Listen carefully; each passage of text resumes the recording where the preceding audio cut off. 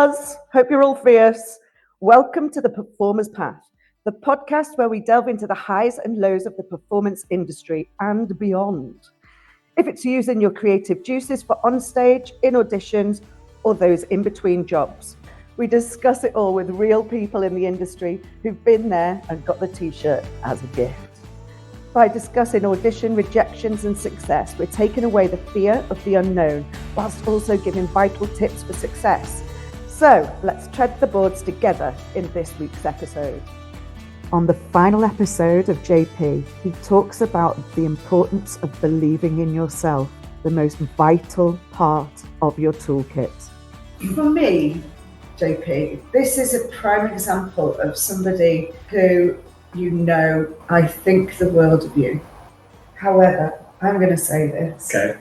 I thought and I hoped and I dreamed that you would listen to me one day and go, instead of I can't do it and I'm so lucky and I know that I deserve this and I am the right person for this job.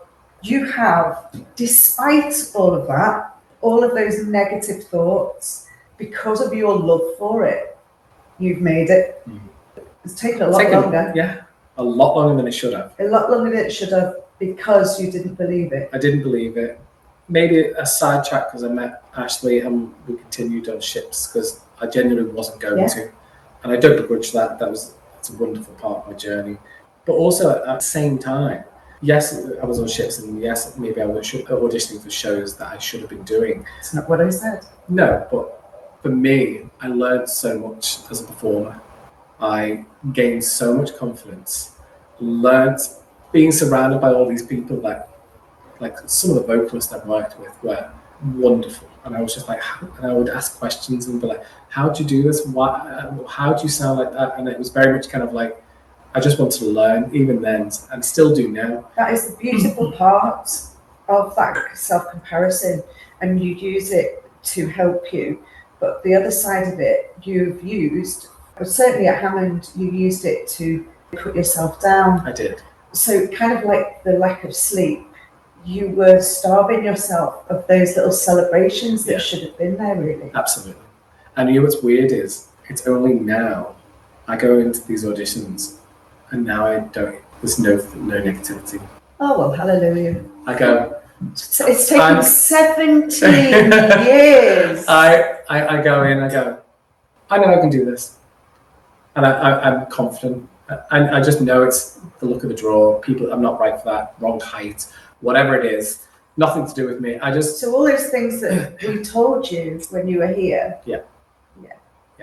But you have to go away and you do. You have to experience it. It's just like a child. You have to let them make their own mistakes in order for them to learn. And you are brand new. I am a brand new child. If you could give yourself advice from now to back then, what would it be? Be nice to yourself. Yeah. Listen to what's around you. Push harder because you have got more. There's always more in the fuel tank. You just have to just reach. Listen to who's around you because these certain people that are pushing you are doing it for a reason. I'm not just saying from the Hammond, I'm talking about other people that have inspired me and pushed me because I didn't have the belief myself. And these people are telling you X, Y, Z. And you've just got to go, okay, maybe if they're all saying the same thing. And what's weird is at the same time, I knew I was good. Yeah. I'm not saying I was great or I wasn't where I should have been. I knew I was talented. I knew I had it. I knew I had something that was different. I don't know if you want to call it the X factor, but I had something that was, I think, a passion. And I had that fire and I just didn't know how to channel it. Do you know how to channel that now? Yeah. There are obviously still days where we have self-doubt, but but at the same time, I'm still always learning. Like, for instance, for me, I've not really received a lot of vocal training, so I've just naturally been quite talented. Right. Quite talented. Are you serious? Vocally, but Mamma Mia, 3 dads coming. Yeah. You know what I'm saying? But Just quite talented. No, but I was just natural. So I always feel again like I need to go and learn more. Yeah. And I will say, like, for 16 years since graduation, I continue to learn. I want to be better. I want to learn from people around me. And that's how you channel that passion. Yeah, because I'm like, I look at these people and go, wow, you are so good. Yeah. And it's not necessarily that I want to be that person. I want to take that aspect from that person and go, how can I put that into me and give that to that person? Because I always said, I want to be the person that made me feel when I went to Jesus Christ Superstar on my cycle, because I was completely flawed. And I always said, if I can make one person feel like that doing a musical, regardless, you've already won. Yeah. Because you've influenced one person. And the fact that I got to perform many nights on the stage, sometimes being the lead. Yeah. One of my last leads I got to go in as Sam, and it was very out of the rush. I had been in the show 11 months, and I hadn't done Sam ever. And they just ended up the call, went on, and I just went on as Sam, and I got 1 day, 2 shows, and it was one of the best moments, just being like a lead in the West End right now, next to Miles Murray right now.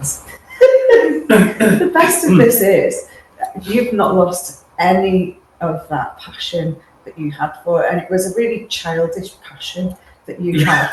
Well, I'm a big kid. I know. Like I and still to this point, like I was in the dressing room with 2 of the lads in Mamma Mia. One was 42, one was 41, and they're like normal 41 and 42-year-olds, and I'm like this actual child, and they're literally just like, you are way too much.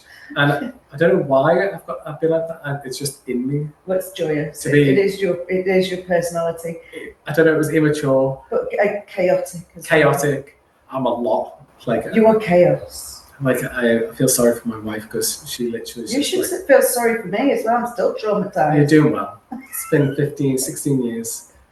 But yeah, I remember because I knew how to push people's buttons. Yes, you did. But I also knew that I went, that's too far. Yes. And I'd go, me. You remember a time when you pushed me too far? Yes. And it didn't go down very well. What was that time? Was it in Germany? Yeah. Yeah. So we're in Tour de Man, 3rd year. I'm going to get my name there. We were in the airport. Was it Liverpool or Manchester? Manchester. No, it wasn't. It was Liverpool. Oh, it was Liverpool. And then coming to boarding time, we're all there. Everyone's got. And I remember I told my friends. I can feel myself giving you the evil eye right now. Just even you just I can't look at you. I remember I told them, and to this day they said I didn't tell them, and I did. Wow. And I went, just watch my band go. Is that a number 9 bus just gone past that you chucked to London? No, yeah, I did. 100%. You're going down. Anyway, no, and I remember just watch my band just go for a week. Went for a week. I came back. No one's there. When I tell you, I must have been 3 minutes. It was one of those quick wheeze, in and out, boom, boom, boom, trickle, trickle, done, done. Enough about the wee. Anyway, I come out, the entire class is gone, and all the tutors are gone. I was going, but my bag was there. And I went, oh, where is everyone? So I'm looking around. I'm literally genuinely like this, going, what am I going to do? And I went, I went through this door, and I ended up back in the arrivals. They said, by the time you get through, you're going to miss the flight. And, well, I missed the flight. I know you missed the flight. And I remember I got the next flight, and the same air steward you had gave me a note, and it was from you. And I think I've still got that note somewhere. Stop it. What did it say? You stupid idiots. That's, you were like, I can't believe you did this, but we'll see you later tonight. And I think I've got that still.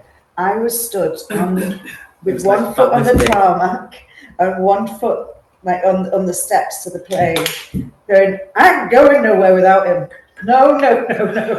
I'm not leaving without him. He'll never make it on his own. You don't know him. He's 23. I don't care how old he is. He will never make it on his own. But you did. I did.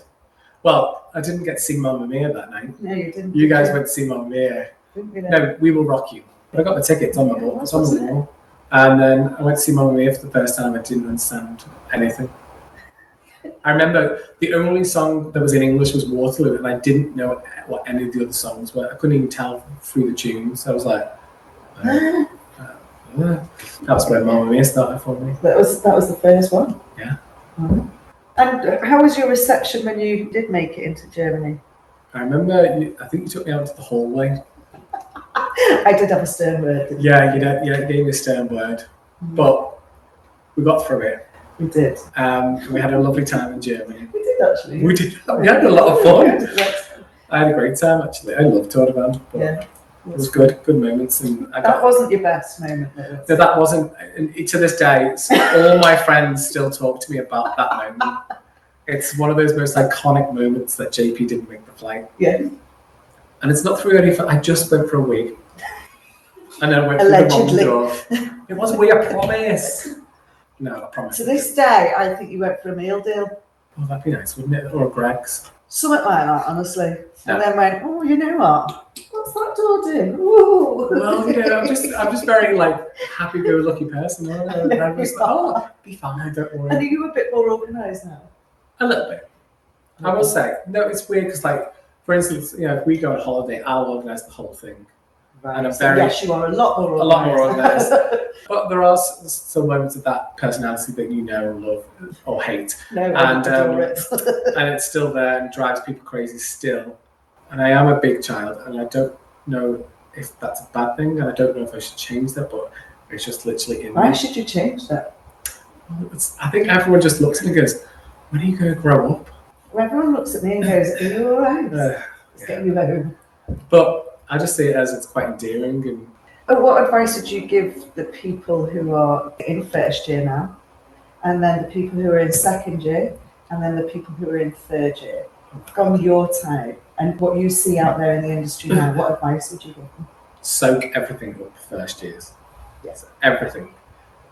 Every class, anything extra, go for it. Look after your bodies. Look after your minds, because I have no understanding of weight training or good food or looking after the mind. Mm-hmm. We were just in that era where it was not really thought, or it was just kind of, people was talking about it. It wasn't. People were talking, you weren't listening. I was. Anyway, and then just mainly for all 3 years, you've got to enjoy it. Yeah. You've got to love what you do, because if you don't love it, you're not going to make it, because it's hard. Mm-hmm. Not only is it hard, we don't do it for the money. Unless you are The big rewards stars, are different, aren't you've got to just do it because you love it. If you do that, there's no better feeling. But second years, that's when, from my perspective, it's the hardest. You're tired. Big feelings of first years have left, and you realise, oh, I've got another 2 years of that. And it's scary and it's daunting. You're going to be pushed a lot, and you have to keep pushing, because if you don't, you're not going to make it. And some people didn't, and that's okay. That's their journey, their choice, and I do not begrudge anything about that. But if you want it, you have to make it happen, because no one else is going to make that happen but you. The third year is you've got to basically use everything you've learned, because you don't get that much technique, because it's all about performance, channeling everything into making your basically on stage. You don't want to see the technique, you want to Put the see cherry on the top. you just literally put the sweetener on. Yeah. Because at the end of the day, no one notices that it means you're amazing, and they're just like completely taken with you. Obviously they'll notice you're amazing, but overall you just gotta love it. Yeah. Because you're going to have many times in between jobs where you're not going to be doing it, and you have to hustle. Yeah. And that's the hard part. And you're going to have lots of no's, more no's. And now I don't even think about a no. And I go, oh well, Nice one. I'm literally like, next one. Yeah. And I'll go to the Go pub and have a cappuccino. have steak and ale pie and chips. Yes. But at the start, I remember thinking, I wasn't crushed every time, but I knew that I really wanted it, and I felt like people weren't seeing me, and I did feel it more, but yeah, I was never crushed. I knew the game, but it still hurt. Yes. And But now it doesn't. no, it's not, No. unless I really want it. Those are the ones that you go through audition and you're going, I have to have this. Yeah. I want it. And then I didn't get it, and I'm going. Ah. But I'm waiting for a job right now, and I've decided I really want them both. I'm waiting for two. Can you give us a hint? Or? Yeah, I did my final for Priscilla UK tour as Frank cover Bob. Bob's one of the lead roles. And the other one I've just done is the Scouse Christmas Carol, the Royal Court Theatre in Liverpool. It's basically like an adult's panto, so it's no kids. Sounds good to me. Effing and jeffing, vulgarity. Yes. Full week off at Christmas, New Year's Eve, New Year's Day off. It ends 2 days before Priscilla's supposed to start. So I'm like, world, give this to me, please. And also I can do my other job, which is my agent job for the guest dance at the same time. Well, we are hoping and praying for you. I really want the world to give it to me. Yeah, well, send it out. Oh yeah, I've already told myself I've got it. Well, there you go then. That's the difference. Is I remember for by saying that was the first time I walked in and went, I've got this job. I told myself I've got it before I even started. Who the hell are you? That's brilliant. And I went, I've got it. And I know The journey you've made there from I can't, yeah. to I've got it. No, But the now resilience that you've shown throughout your career is outstanding. This is why I wanted you to come onto this podcast. Thanks. Because there are so many aspects to your personality and so many things. So complex. And yes, so complex and yet so simple. It worked against you, but worked for you at the same time. It was You're very a bit weird, of wasn't an it? Yeah. I feel like I felt like that my whole life, even as a child who wasn't a performer, people just didn't get me, and I didn't get myself. I was just like, literally, I remember sitting on my windowsill just singing songs that I just made up on the spot. I knew my parents didn't kind of get me, no kids got me, and I was just very I just knew it was all about, I had to do it myself, but at the same time, I think because I didn't have that other support coming in from friends, family, that I just felt that it wasn't good enough. So it was very conflicting. And at the same time, I also knew I had a talent and I had something to give that was something special. That I knew I may not be technically as good at dancing. Oh, you had to go there. No, but I'm just saying, I know I may not be as good as other people, but I know I've got something a lot better. But the whole package itself, with that something that's a lot better, is what sells you. Yeah.